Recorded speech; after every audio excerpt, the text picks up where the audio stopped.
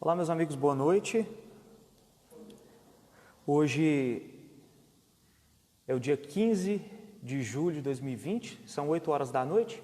Estamos ao vivo pelo Facebook e Instagram do Centro Espírita Vinhas do Senhor, aqui em Pouso Alegre. E nos reunimos hoje para falarmos um pouco sobre o tema A Felicidade Não É Deste Mundo, que está inserido dentro do Evangelho segundo o Espiritismo, no capítulo 5, e mais apropriadamente falando, é uma instrução dos Espíritos. A gente vai comentar algumas nuances sobre este tema. Vamos falar aqui de uma introdução sobre o Eclesiastes, de onde que vem essa ideia de que a felicidade não é deste mundo, certo? Vamos também verificar o conceito da felicidade, o conceito da felicidade no tempo, o problema da felicidade material, a situação do nosso planeta Terra e como nós podemos encaixar a nossa felicidade aqui, um mundo de provas e expiações, os sofrimentos das perseguições daqueles que trabalham na seara do bem. E aí nós vamos falar um pouquinho também sobre como nos preservarmos dos males do dia a dia, das infelicidades diárias, para que a gente saiba também se encasular, digo, diante o mal. A gente não é nenhuma fórmula, obviamente, mas é um breve guia que os próprios Espíritos nos instruem por meio dos seus ensinamentos elevados e que nós podemos utilizar no dia a dia. Depois a gente vai concluir. Para a gente iniciar o nosso trabalho, a gente faz uma prece inicial. Para você que está em casa, se quiser colocar a sua água aí à frente da mesa, onde você estiver, a gente pode depois aí, os Espíritos vão, após a gente fazer a prece, os Espíritos vão se encarregar de fluidificar a água com o remédio necessário e com as energias necessárias para a sua recomposição, certo? Vamos iniciar então elevando o nosso pensamento. Amado Mestre Jesus, estamos reunidos em Teu nome nesta casa, Senhor, para estudar o tema da felicidade neste mundo de provas e expiações. Solicitamos o Teu concurso amigo para que possa nos esclarecer a mente diante dos ensinamentos da Boa Nova e dos Espíritos bondosos que estão ao seu comando. Confiando no Teu amparo amistoso, hoje e sempre, pedimos a permissão para iniciar a palestra desta noite. Que assim seja. Bem, quem aqui é feliz? Primeira coisa que nós temos que nos perguntar. O que é essa felicidade? Se a felicidade não é desse mundo, então como é que eu posso usufruir dela? Certo? É possível desfrutar dessa felicidade agora? Alguém aqui pode dizer-se totalmente feliz, em todos os sentidos, materiais, espirituais, emocionais, psicológicos? A resposta a gente vai dar enquanto a gente vai falando aqui. Como que eu posso me preservar do veneno que procede das lutas diárias? Como é que eu posso me preservar do dia a dia para eu ser um pouco mais feliz, ter um pouco mais de bem-estar? Isso nós vamos tentar tratar aqui hoje. E esse tema, a felicidade não é deste mundo, ela é retirada especificamente de dentro do Eclesiastes, lá no Velho Testamento. Só para a gente poder contextualizar um pouquinho. O que é o Eclesiastes? Ele é um livro escrito por alguns estudiosos, assim afirmado por alguns estudiosos, e escrito pelo rei Salomão, em torno aí de 450 a 180 a.C. E o Eclesiastes, quando a gente pega para folhear ele, eu diria que ele é um livro até autobiográfico e autocrítico. Porque nele, o narrador que se diz rei em Jerusalém e descendente de Davi, faz uma série de relatos sobre o seu dia a dia, sobre os alcances materiais que ele teve. E a partir disso, ele passa a entender que mesmo com toda a posse material, ele não era feliz. É nisso que reside o relato de Salomão, que está lá em Eclesiastes. Quem tiver interesse, Eclesiastes capítulo 2, lá pelos versículos aí, 11, 14, vocês vão achar essa parte aí. O que ele fala lá?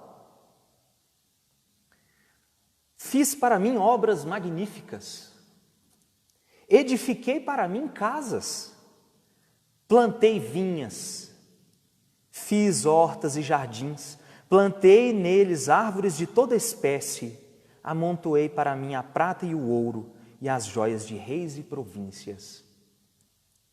E ele vai fazendo essa descrição de alcances materiais. Ele vai alcançando uma série de coisas. Inclusive tem uma hora lá que ele fala que tive escravos e esses escravos tiveram filhos, também meus escravos também. E tudo era meu. Só que ele vai versando e vai deixando uma conclusão. Quando você vai lendo o Eclesiastes, você vai ter essa conclusão de que os prazeres e as riquezas que ele tinha não estabelecem um caractere de felicidade para ele. É nisso que reside a conclusão após essa leitura do Eclesiastes. Onde mais aparece essa questão de que este mundo não é um mundo de felicidades, não é um mundo de gozos? Onde mais aparece isso? Lá em Mateus. Lembrando que Mateus e Marcos escreviam para um povo que já tinha o conhecimento do Olam Rabá, do mundo vindouro, de um mundo pós-morte, ou seja, da imortalidade da alma. Ok? Mateus fala assim, Jesus nos dizendo, disse assim, alegrai-vos e regozijai-vos, porque será grande a vossa recompensa no céu. Jesus está fazendo uma promessa também. Estão entendendo a interligação entre que a felicidade não é desse mundo aqui? Vamos um pouquinho mais longe. Quando Jesus está com Pilatos, o que ele fala para Pilatos?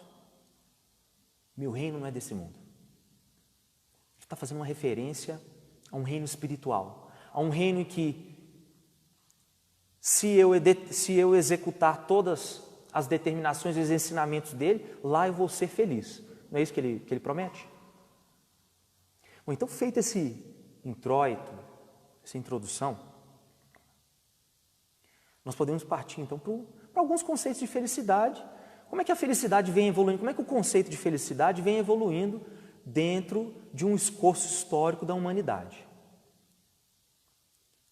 Primeiro, o que é felicidade? Né? No sentido amplo, felicidade é a ausência do mal.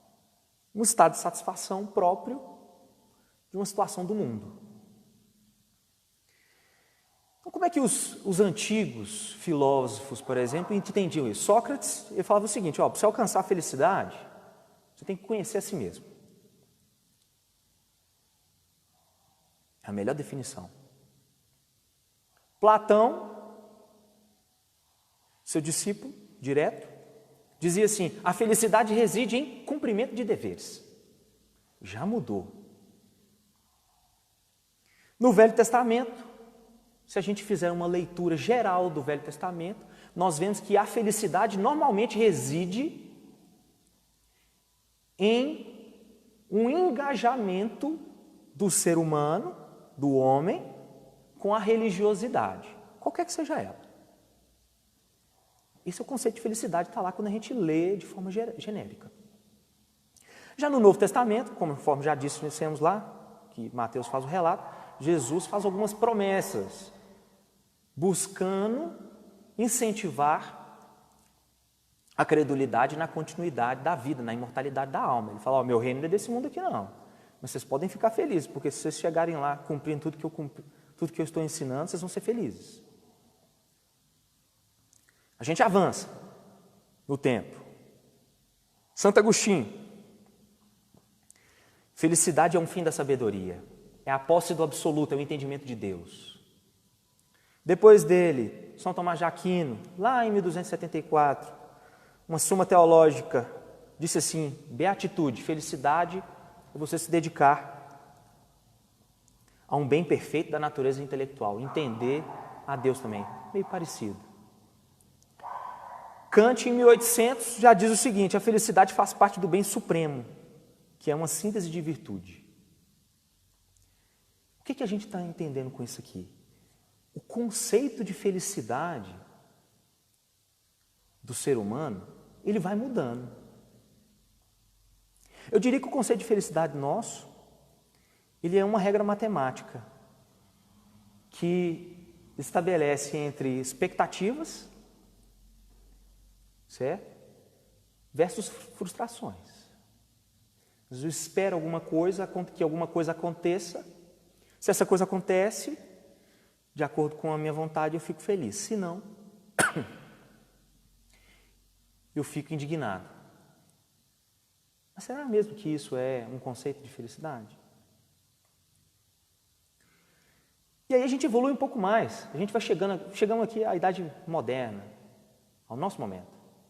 O que é felicidade hoje? O que é felicidade hoje?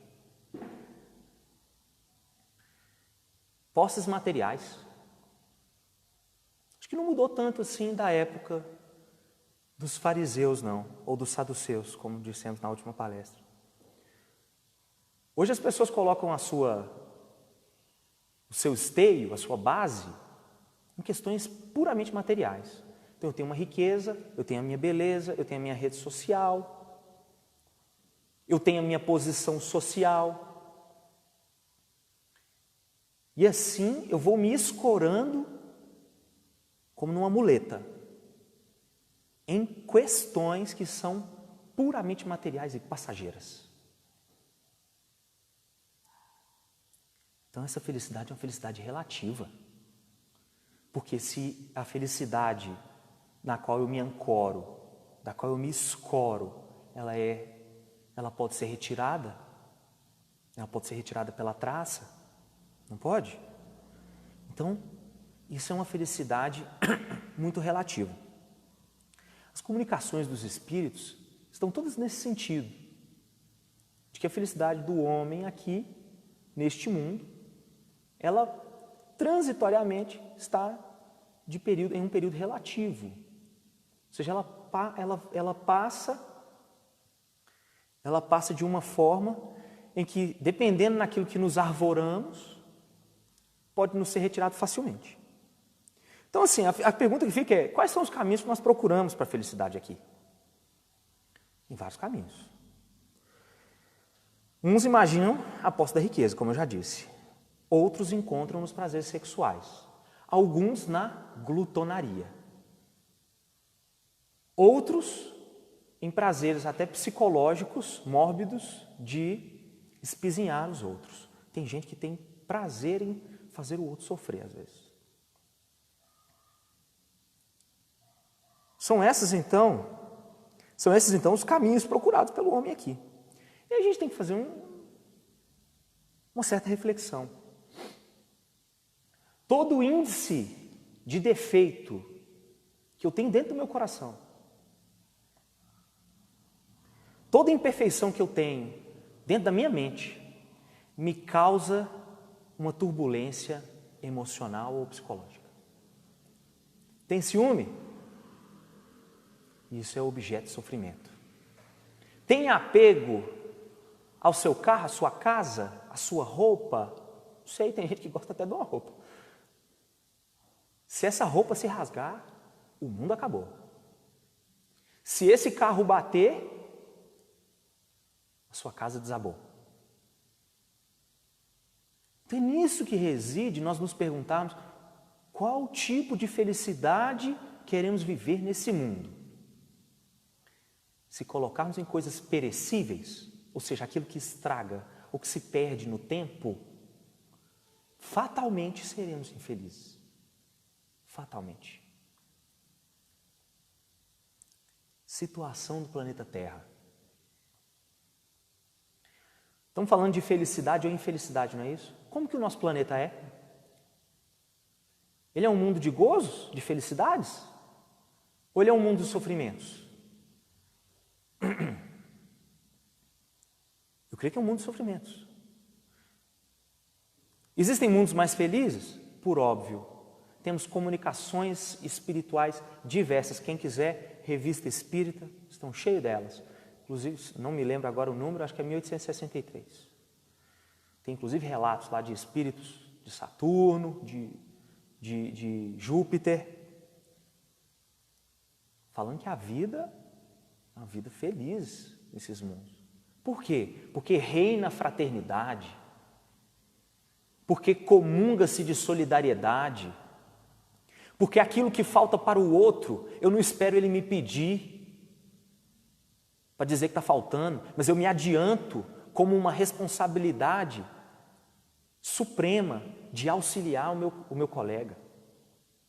Porque o verdadeiro homem é assim. Digo, o sábio, não estou falando de tolos, não. Estou falando de sábios. Estou dizendo de pessoas que são elevadas, espiritualmente falando. Se adiantam nos seus deveres e obrigações com o próximo. É assim em outros planetas. Mas no nosso não é. No nosso como é que é? O bem e o mal brigam diariamente. Não é assim? Basta a gente abrir o noticiário. Só você abrir o noticiário lá. Vai lá no noticiário para você ver. Só tem tragédia, é uma em cima da outra. Às vezes é difícil até de ver uma ação social bacana. Mas isso é próprio desse mundo que está passando por uma turbulência que é totalmente transitória, e afirmamos isso segundo o conhecimento dos espíritos. Totalmente transitório. Porque tudo isso vai passar. Falamos tanto de transição planetária, falamos tanto de mudança dos mundos, não é isso? De progressão. A progressão chegou. Ela está aí agora. Nos convidando diariamente a exercitar o perdão, o auxílio ao meu colega, ao meu amigo, a fraternidade, a ouvir aquela pessoa que está solicitando atenção. E já vimos que, às vezes, quando a gente faz isso, ou melhor, 99% das vezes que nós auxiliamos alguém, nós nos sentimos bem. Por que será, hein? Será que tem dentro de nós um germe, uma fagulha, uma centelha de entendimento dentro da nossa consciência, da lei suprema, de que ao executar ela, ou seja, ao colocar em prática os ensinamentos do Cristo, é o caminho para a felicidade? Será que é isso? O que é necessário e o que é supérfluo nesse mundo? A gente tem que se perguntar isso. Estamos falando de felicidade. Será que nós ajuntamos para nós? Eu não estou falando só de questão material não, mas emocional também. Será que nós juntamos tesouros, ferramentas materiais e emocionais para nós outros? Apenas aquelas que nos são necessárias? E dividimos o que é o restante para que os outros também possam usar? Certo? Como que distingue isso? Não é tarefa fácil. Vamos imaginar alguém que tenha vivido por longos anos uma renda monetária alta. Nessa condição, ele aprendeu a conviver com uma série de hábitos de consumo para os quais se tornaram imprescindíveis. Suponhamos que por obra do destino, e esse destino acontece às vezes, hein? Os ganhos do indivíduo tenham diminuído drasticamente. Ele se sentirá o mais desgraçado dos mortais, embora ainda tenha o necessário para viver. Isso é interessante, não é? Mas isso não acontece só com questões materiais, não. Às vezes acontece também com questões emocionais, não é? Às vezes nós nos cercamos tanto de uma expectativa emocional, muitas vezes, talvez, às vezes até ilusória, que quando os motivos desse sentimento se vão ou se vai, seja ele ou seja ela, nós nos sentimos a pior pessoa do mundo, né? Não é assim? Então eu quero dizer com isso o seguinte, de que a gente confunde, às vezes, o que é necessário, qual é a medida das coisas aqui na Terra, qual é a medida dos nossos relacionamentos, qual é a medida das nossas posses materiais, e que dá sustentação, que dá base para uma vida saudável. Às vezes a gente perde a noção disso. E isso faz com que nós soframos. Faz com que soframos e muito. Quando a gente se coloca, se arvora em questões passageiras ou que não tem muita importância dentro da consecução dos objetivos do universo, e aí vão me perguntar assim, que objetivo é esse? Existe uma regência do universo por meio do amor, da solidariedade, da fraternidade. O objetivo que Deus colocou para nós é a felicidade. Mas para isso nós precisamos de ter méritos para isso. Nos burilar, nos observar, nos autoexaminar emocionalmente, psicologicamente, para que nos conhecendo, possamos retirar de nós os defeitos que nos causam as infelicidades. E aí nós chegamos a um outro ponto, falando sobre a felicidade não é desse mundo.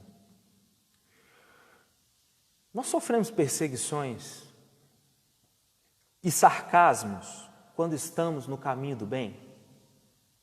É muito comum.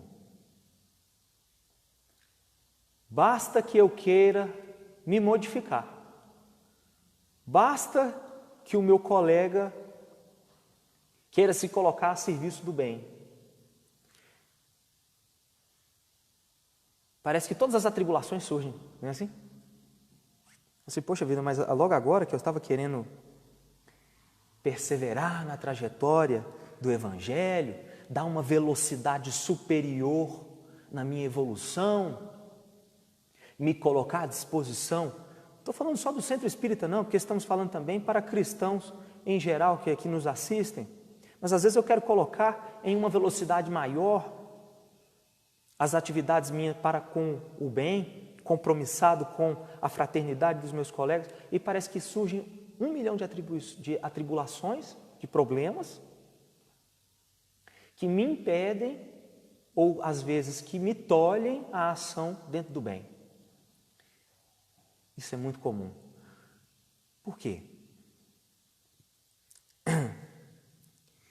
Eu acho que a gente deve lembrar, para poder responder essa pergunta, por que quem trabalha no bem sofre as tribulações do mal? A gente tem que lembrar de Paulo de Tarso. Como é que é a história de Paulo de Tarso? Paulo, juiz do Sinédrio, era um homem novo. Era quase que um privilégio ser tão novo e já juiz do Sinédrio naquela época. Perseguidor dos cristãos ferrenho. Persegue, mata Estevão, manda matar, né? Quer dizer, apedrejado. Irmão da própria noiva dele, encontra com Estevão no leito de morte. Depois indo para Damasco, após esse episódio, ele cai do camelo, aparece Jesus para ele. Que encontra, hein? Para poder intimar ele, fala assim, poxa, vamos trabalhar junto? Ele fala assim, Senhor, o que o Senhor quer de mim? E aí ele prossegue o rumo da atividade dele. Só que quando ele chega em Damasco, ele está todo machucado, as intempéries do tempo machucaram o corpo dele, rasgaram as vestes dele, etc. Ele chega lá, um próprio colega do Sinédrio, o próprio colega dele, que atuava com ele dentro do tribunal daquela época, não o reconhece e o escorraça tal qual um cão. E a partir disso, ele segue, para quem quiser mais detalhes sobre Atos dos Apóstolos, e especificamente a vida de Paulo, Paulo e Estevão. Grande obra do Emmanuel, é a maior descrição técnica, eu diria, de narrativa dos Atos dos Apóstolos. Quem quiser ler, fica aí, um grandiosíssimo convite. Ele sofre em tudo quanto é lugar que ele chega. No final, agrilhoado em Roma, sofre a pena final, salvo engano, acho que é decapitado, não me lembro agora. Então, meus amigos, o que nós podemos tirar disso? O que nós podemos tirar disso? Que a felicidade é um termo relativo nesse mundo. Por quê? Porque ele é um mundo de atribulações, porque nós colocamos a nossa base, o nosso esteio em questões passageiras, porque nós não sabemos observar as circunstâncias que estão à nossa volta, para que com um olhar mais acurado eu possa ser mais prudente, seria a palavra. Prudência. Prudência nas escolhas, prudência no que falar, prudência em como responder, em como se portar. É tudo lícito, mas tem algumas coisas que elas não cabem.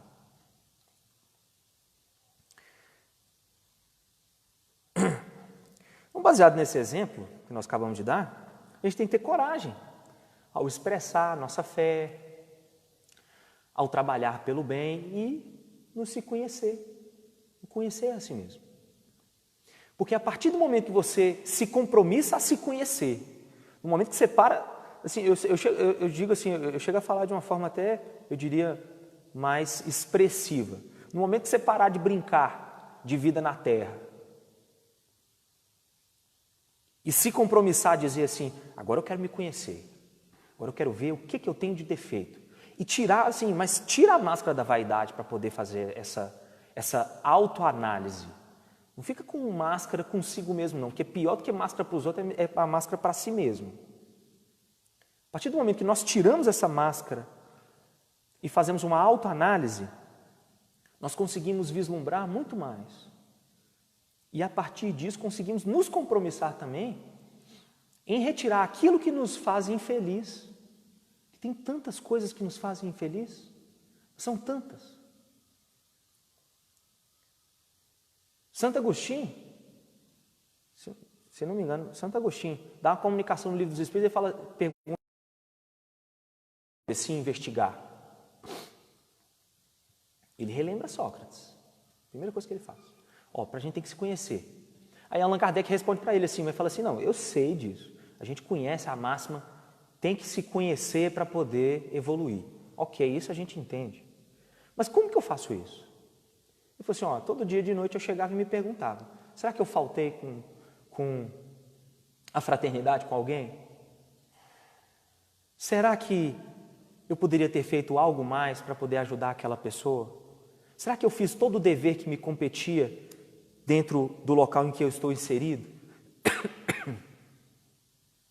É isso que nós temos que nos perguntar para que a gente possa ser um pouco mais feliz nesse mundo.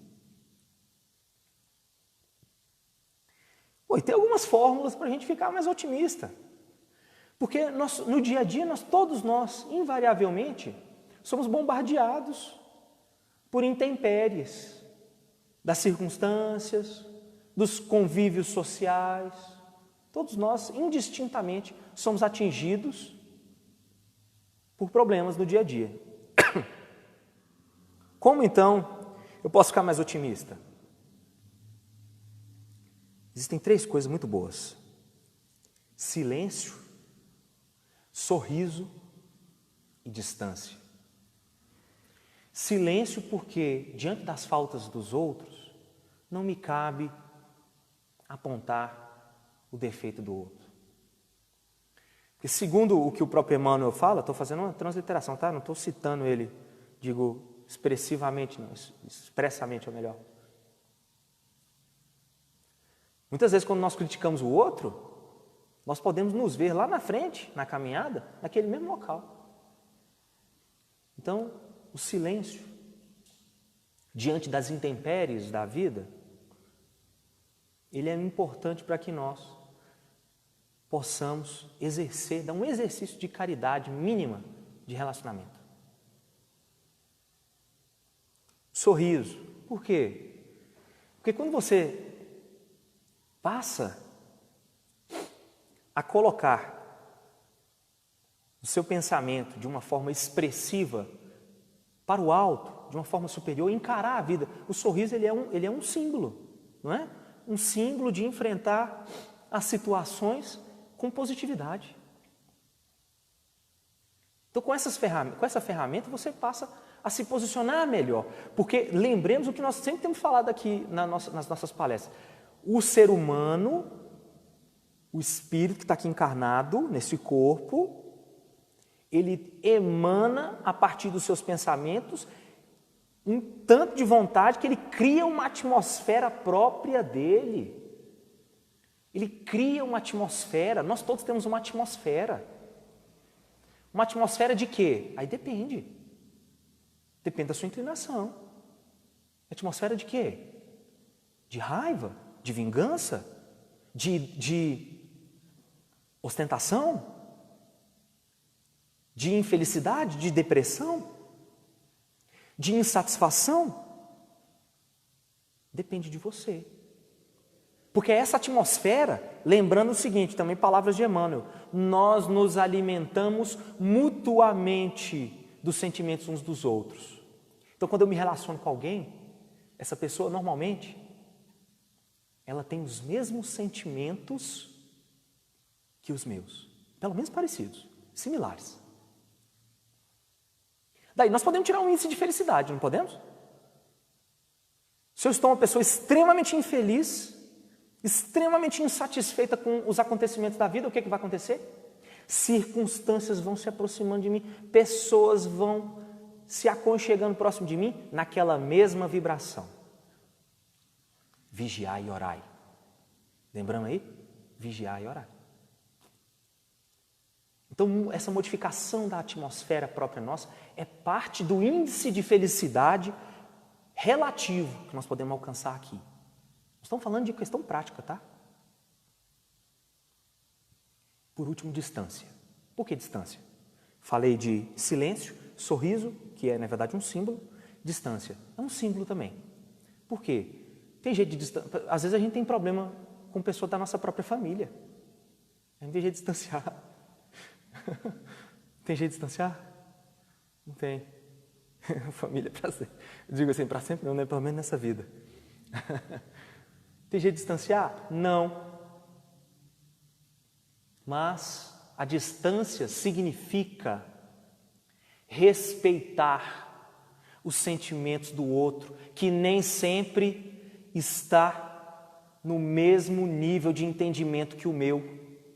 Às vezes eu estou sob uma ótica da vida e o meu companheiro, da minha família, sangue do meu sangue, está em outro.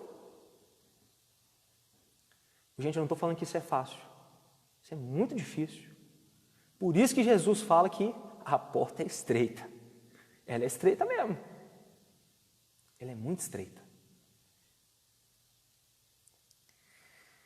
A gente pode fazer um exercício de desintoxicação. Só para a gente finalizar agora. Eu já estou dentro do meu tempo já. Vamos fazer só um exercício de desintoxicação. Já perceberam? Vamos fazer só um exercício de internet. Meus amigos que estão aí nos assistindo, já perceberam que todas as vezes que nós passamos a procurar alguma coisa na internet, a internet nos dá mais daquilo que nós procuramos? Então, se eu procuro, por exemplo, viagens, é natural que apareçam o quê? Toda hora ali aparece uma viagem para mim. Ah, vai para tal lugar, pacote de tal lugar. Mas se você olha questões que às vezes são perniciosas, que não são muito salutares, vamos colocar assim, muito salutares a um pensamento elevado, isso pode dar um problema. Sabe por quê? A internet ela só fez copiar uma coisa que o universo já faz desde que ele é o universo. A internet é igual ao universo. Tudo que você dá para o universo, ele te dá de volta. Se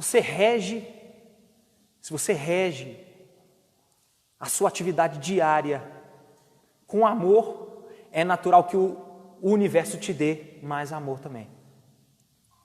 Ah, mas ele me dá percalços também, me dá infelicidade. São provas para poder testar a sua rigidez, a sua fortaleza. Certo? Então façamos esse exercício.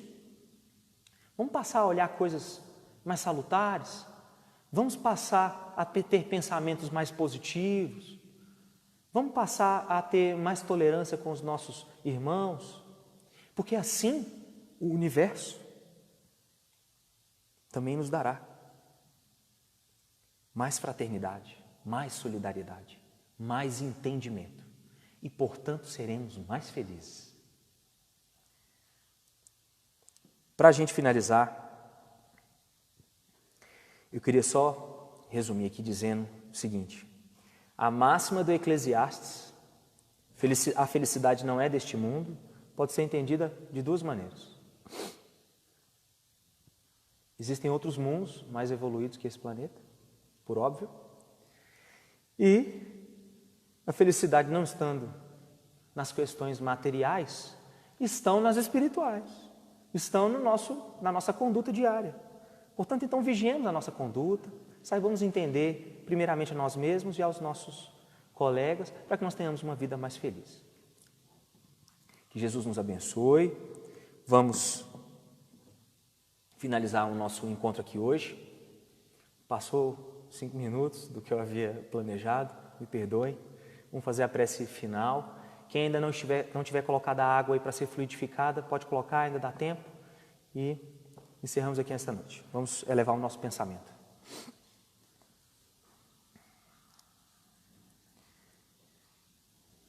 Mestre amado Jesus, estamos aqui hoje, Senhor, para estudar a felicidade não é deste mundo.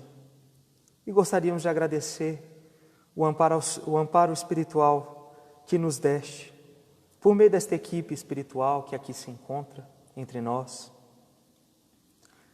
E gostaríamos de pedir também que o Senhor fluidifique as águas dos nossos amigos que estão em casa, que o Senhor também envie equipes espirituais para poder auxiliar todos aqueles que estão em alguma enfermidade, necessitando de algum auxílio nesse momento tão grave por que passamos.